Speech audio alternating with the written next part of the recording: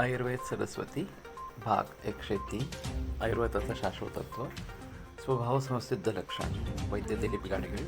तो मैं आयुर्वेद के शाश्वतत्व की बात कर रहा था और पहला जो कारण बताया गया है वो अनादित्व इस प्रकार का है कि आयुर्वेद अनादि है, जिसका आरंभ नहीं है उसका अंत नहीं होता और इसलिए आयुर्वेद शाश्वत इस प्रकार का है। दूसरा जो कारण चरकाचार्य ने बताया है वो स्वभाव संसिद्ध लक्षणत्व, कि जिसके लक्षण स्वभाव संसिद्ध है इसलिए वो शाश्वत इस प्रकार का है।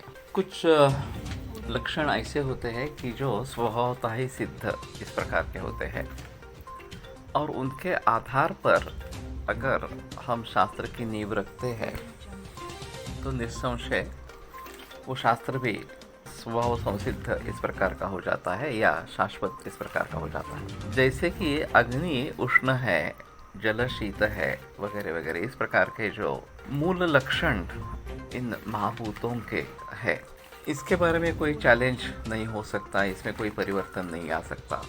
ये तो ऐसे ही स्वभाव संसिद्ध ही है। हम स्पर्श करके देखेंगे तो अग्नि उष्ण ही है, उसमें कोई संदेह की बात इस प्रकार की नहीं है। और इन स्वभाव संसिद्ध लक्षणों पर आधारित होने के कारण आयुर्वेद शाश्वत है, ऐसा उनका कहना है। जो चीज़ें बदलने वाली होती है उनके आधार पर अगर किसी शास्त्र की नींव रखी जाती है तो वो बदल जाने पर पूरा उसमें परिवर्तन आ जाता है। हालांकि आधुनिक वैद्यक में कोलेस्ट्रॉल के बारे में जो हुआ है वो काफ़ी समझने लायक इस प्रकार की चीज़ है। 40 बरस पहले ये कोलेस्ट्रॉल का भूत हमारे सभी के सर पर चढ़ गया था और उससे हार्ट अटैक आता है और फिर उसके जरिए ये स्नेह का सेवन बिल्कुल बंद कर देना चाहिए वगैरह वगैरह। और फिर नो फैट लो फैट इस प्रकार के डाइट काफ़ी प्रचलन में आए, काफ़ी मुनाफा कंपनियों ने उसके जरिए कमाया।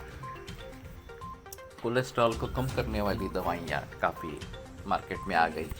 पूरा यूटर्न आधुनिक वैद्यक ने इसके बारे में ले लिया और कह रहे कि कई खाने पीने का और कोलेस्ट्रॉल का संबंध नहीं है, निर्माण जो होता है वो लिवर में होता है वगैरह वगैरह इस प्रकार। तो अगर बदलने वाले भावों पर आप निर्भर होते हो तो निस्संशय वो बदलने ही वाला है और फिर वो तुम्हारा सभी सहारा टूट जाता है।